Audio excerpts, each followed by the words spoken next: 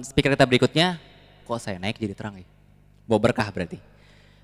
Speaker kita berikutnya, Bapak Teni Naim adalah Managing Director dari Bumbu Desa. Tapi tenang, hari ini nggak akan ngomongin masalah bagaimana bumbu apa, jurus apa di Bumbu Desa, di mana bumbu desa yang di Indonesia enggak. Tapi beliau akan bercerita tentang pendidikan. Dan untuk tidak memperlama lagi, silahkan kepada Bapak Teni Naim untuk depan. Terima kasih. Assalamualaikum warahmatullahi wabarakatuh. Selamat pagi, saya bahagia sekali bisa di sini. Tapi saya melihat banyak hal-hal yang luar biasa hari ini. Dan break Timo Norman ya, yang hitnya mungkin hari ini Ayu Ting Ting kali akan mulai. Karena luar biasa Ayu Ting Tingnya kemana-mana gitu. Tadi saya lihat mengenai museum. Saya mau nanya dulu nih sebelum saya mulai dengan yang lain-lainnya. Oke. Saya mau nanya, siapa yang paling sering ke museum? Orang Bandung aja, cari berapa museum yang ada di Bandung? Yang paling geologi aja kali ya. Museum lainnya ada yang tahu nggak? Apa? Asia Afrika, mana lagi? Apa? Sana lagi? Udah pernah ke sana belum? Udah belum sih gitu ya. Menarik sekali. Kalau kita di dunia, Mas Emil paling hafal tuh. Kalau kita di dunia ini selalu datang ke suatu negara, yang dicari pertama adalah museumnya. Museum art, museum geologi, museum apa saja. Kalau di kita enggak. Di Jakarta begitu banyak museum. Berapa orang sih yang tahu museum? Udah pernah ke Monas belum? Angkat tangan yang pernah ke Monas, naik ke dalamnya. That's good. Museum Fathahillah? Orangnya itu lagi kayaknya. Yang lainnya enggak ada yang angkat tangan, museum lagi. Museum Barli siapa yang pernah ke sana? Nah, berapa orang kan? Naryo? Gila ya. Berarti enggak, kita tidak banyak menghargai mengenai art. Mengenai seni itu jarang sekali di situ. Tahu pun enggak ada di situ. Nah, saya bilang tadi mengenai digital library, museum, luar biasa. Mengenai library saja sekarang, saya nggak ngomong mengenai lain dulu. Mengenai library, siapa yang tahu perpustakaan apa yang ada di Bandung? ITB, oke. Mana lagi? ITB, apa lagi ya? Yang di Unpad, di perpustakaan Unpad lagi gitu ya. Nggak ada yang lain-lainnya. Dan saya tanya lagi, jam berapa tutupnya perpustakaannya? Karena yang jaga pegawai negeri Pak. Saya bahkan ke UPI tanya, jam berapa tutupnya library-nya? Jam 4 Pak. Kenapa? Pegawai negeri soalnya Pak. Sedangkan mahasiswa baru selesai semua jam 4 kan. Dan kalau kita lihat di dunia lainnya, atau saya suka di Amerika, kita tutup sampai bahkan kalau ujian itu 24 hours. Kita buru-buru mikir 24 hours, jam 4 selesai. Dan tempat rendezvous yang paling indah di mana? Di library. Nah, ini yang berbeda paradigma kita. Bagaimana kita mau mikir ke depan semuanya, kalau kita sendiri saja perpustakaan tuh kayaknya orang perpustakaan lo ya. Gila ya, pasti nerd banget lo ya gitu ya. Udah nggak gaul banget gitu. Padahal semua itu ada di situ gitu. Kalau apalagi kita ya yang benar-benar mengatakan bahwa itu penting sekali. Kita ingat satu hal. Agak keras ya. Nelson Mandela mengatakan hal ini. Saya senang sekali ada Twitter, ada semua, ada sosial activity, semua luar biasa. Tapi bagaimana mengenai pendidikan? Bisa nggak kita? Nah, tapi saya sebelum melanjutkan lagi, saya mau main-main 18 menit ini dengan teman-teman semua. Saya mau nanya, kita punya otak kiri dan otak kanan. Satu lagi otak, nggak ada otaknya. 3 aja nih otak kita ini. Jadi otak kiri dan otak kanan.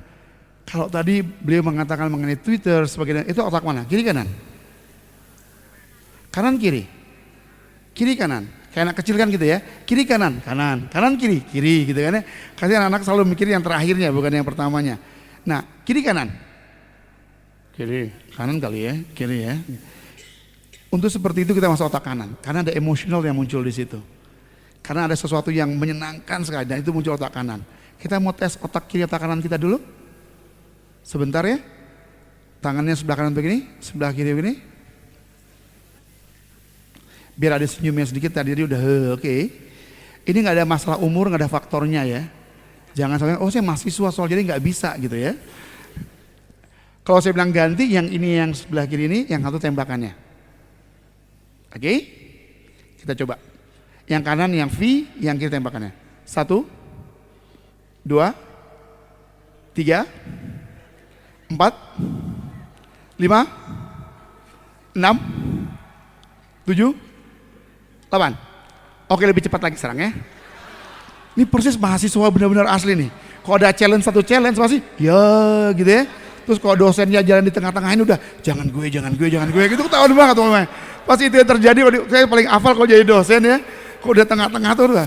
Jadi yang saya tunjuk adalah, jangan gue deh.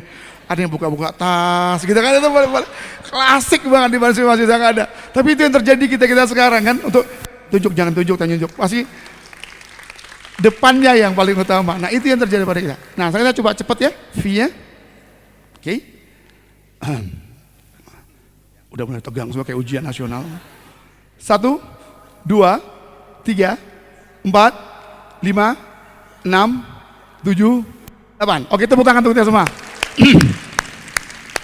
Yang kita lihat tadi apa? Ada yang gini. Stres banget kayak ujian. Ya. Nah, kita lihat semua bagaimana pendidik pentingnya untuk semuanya. Semua itu ada karena pendidikan kita. Kita lihat bagaimana teknologi berubah, bagaimana pendidikan itu berubah. Komputer kita lihat bagaimana perubahannya 95 sampai dengan 2011. Mobile phone, dulu mobile phone enak banget tuh, bagus banget. Untuk timpuk anjing bisa sekali, gede banget. Dan waktu zaman pertama kali bangga sekali yang punya handphone karena gede di atas meja. Mas Panji paling tahu, wih gila gaya dia punya itu gitu ya. Terus mulai setelah itu handphone yang pisang itu mas ya, wah yang rasanya itu. Sekarang perubahan seperti ini. Ya. Sekarang kita lihat bagaimana pendidikan. 2009 begini, 95 seperti ini. Lihat ya Pak, perhatiin baik-baik. 2008 seperti ini. 2011 seperti ini. Teknologi berbeda, semua cepat sekali perkembangannya. Cuman satu yang lambat di negara kita ini, pendidikan. Bayangkan saya pernah, ini satu cerita aja. Saya waktu SD itu adalah siswa paling jahil di kelas saya. Waktu zaman dulu, mungkin masih ingat Mas Ijo, ada papan tulis blackboard yang tutup begini. Kalau mau buka peta buta baru dibuka seperti ini. Saya iseng sekali. Saya kasih mercon tarik di situnya. Jadi pas dibuka, duar meledak gitu. Teman-teman langsung bilang, siapa itu? TNI Pak. Gitu ya. Hukuman untuk saya paling indah. Saya ditempeleng guru saya. Ya. Nah, waktu itu terjadi. Sampai sekarang, alhamdulillah saya menjadi konsultan di sekolah tersebut. Dan guru saya dulu itu sekarang menjadi kepala sekolahnya. Dan dia panggil saya Pak Tendi. Bangga banget saya. Dulu gue yang paling nakal di sekolah itu, sekarang dia panggil Pak Tendi gitu. Tapi apa? Saya masuk ke kelas-kelasnya. Waktu dia ngajar seperti dulu dengan saya, dengan sekarang, dengan kurikulum yang berubah-ubah luar biasa, sama ngajarnya. Coba deh kalian. Tapi paling hebat guru-guru kita, udah pernah ke sekolah SD kalian kembali belum? Lihat guru-gurunya awet muda nggak? Iya.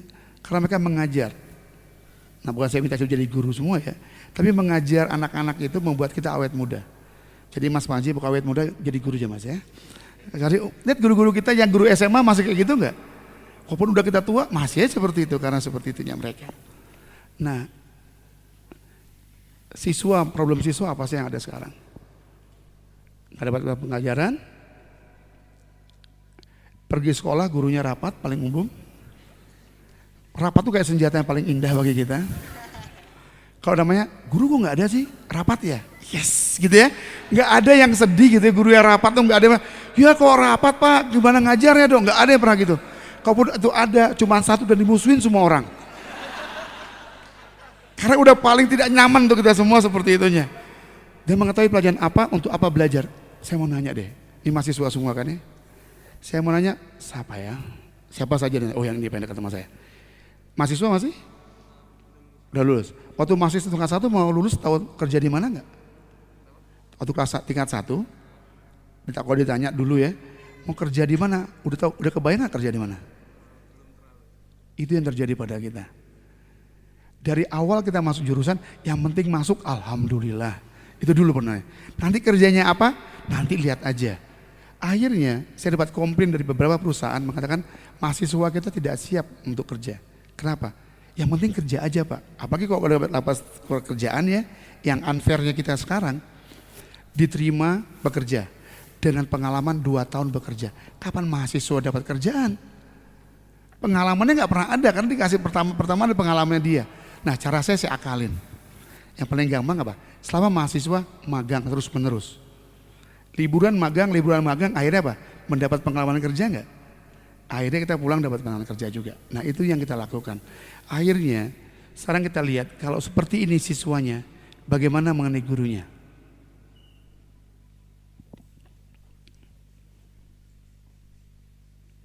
Nah ini, siswanya hebat sekali. Ini siswa-siswa kita yang sekarang ini seperti ini. Pertanyaannya terakhir, gurunya punya Twitter enggak ya? Bagaimana dia mengawasi muridnya kalau dia nggak gaul juga? Yang paling susah kalau di sekolah sekarang saya ngajar, kebetulan saya juga mengajar di pedalaman. Ada yang sudah tahu Laskar Pelangi di Belitung Timur, saya saya digantung, saya ngajar di sana. Itu kota yang luar biasa. Semua orang digantung nggak mati cuma di situ. Karena nama kotanya Gantung. Jadi orang yang digantung nggak mati cuma di Belitung Timur karena kotanya namanya Gantung. Bayangkan anak-anak kita seperti ini, kalau kita lihat di restoran di mana saja, kalau family lunch or dinners, apa yang terjadi? Ngobrol nggak mereka sekarang? Banyak ngobrolnya apa banyak gini masing-masing? Gaul nggak sih? Saya peraturan gini sekarang. Kalau makan bersama, semua taruh di depan. Ada menarik sekali waktu itu dengan Pak Ciputra. Waktu dia rapat, kita di rapat di Metropolitan Group. Dia bilang tolong semua BB-nya taruh di atas semua. Semua karyawan, apa lagi? Taruh di meja, ya. Geser ke tengah. Taruh di situ semua, jejer semua Bu Enu. Kenapa? Kalau sekali ada BB ataupun bentuknya apa, itu langsung main semua tuh, konsentrasi berubah semua. Jadi rapat itu Pak paling marah beliau seperti itu. Memang terjadi seperti itu juga. Nah kita lihat sekarang bagaimana di Inggris 4,1, ini masih 2008 saya dapat informasinya. Beliau 2011 luar biasa banyaknya perubahan. Guru kita.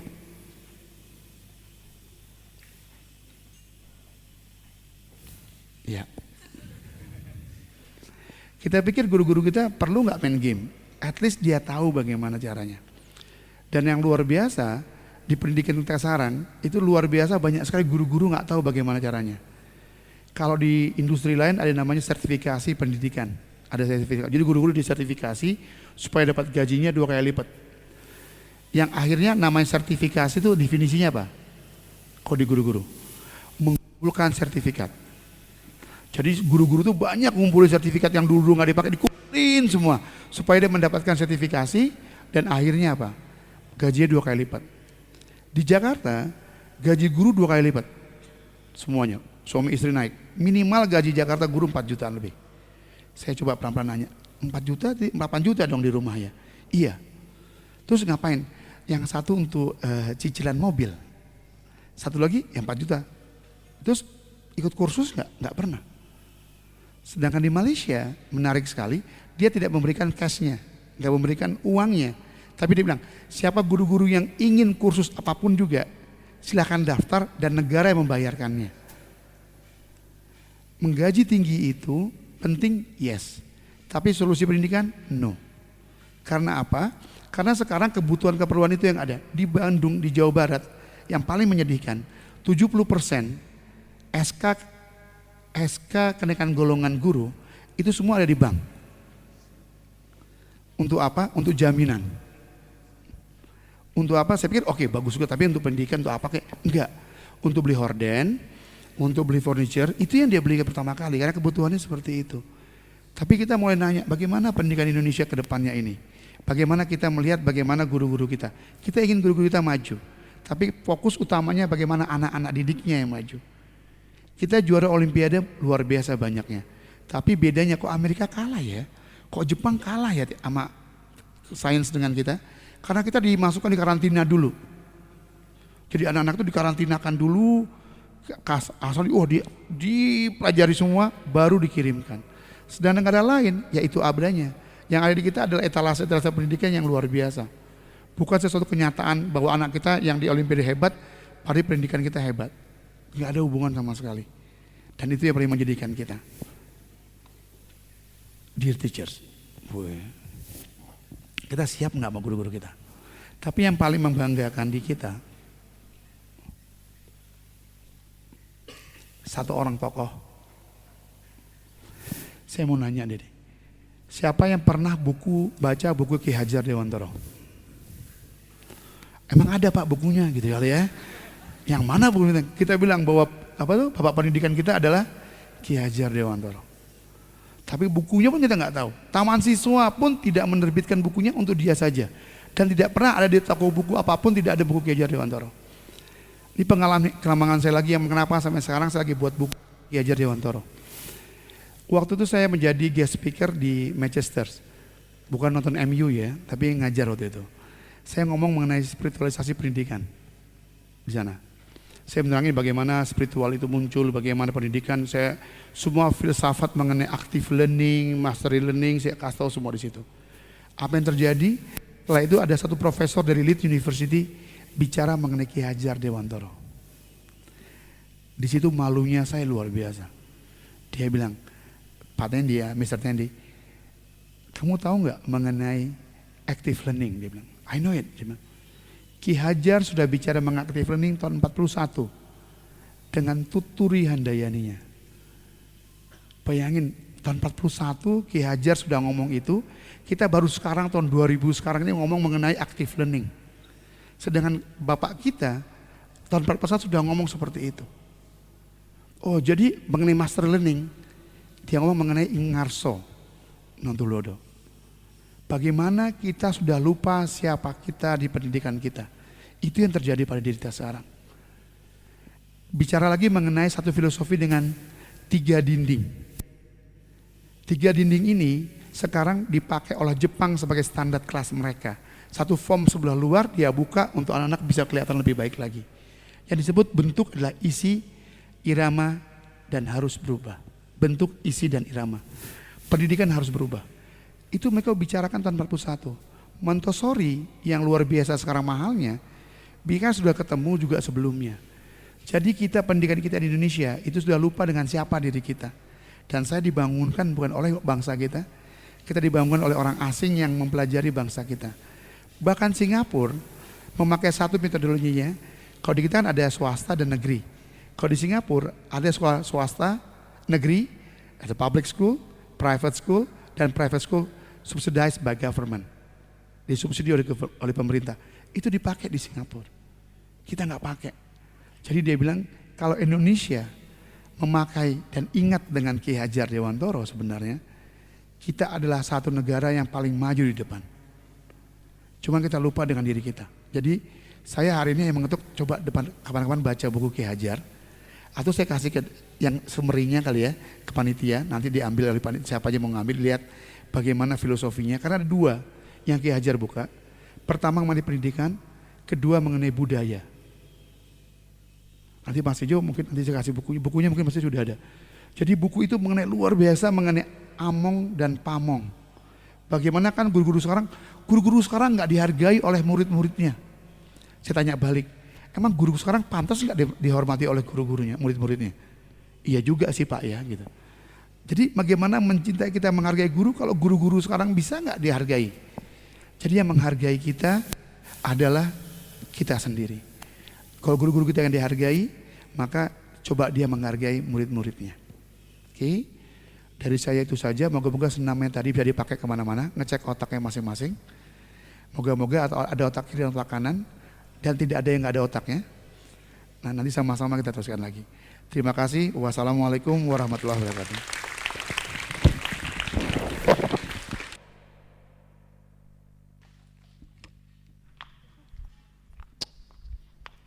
Oke, itu tadi tentang pendidikan.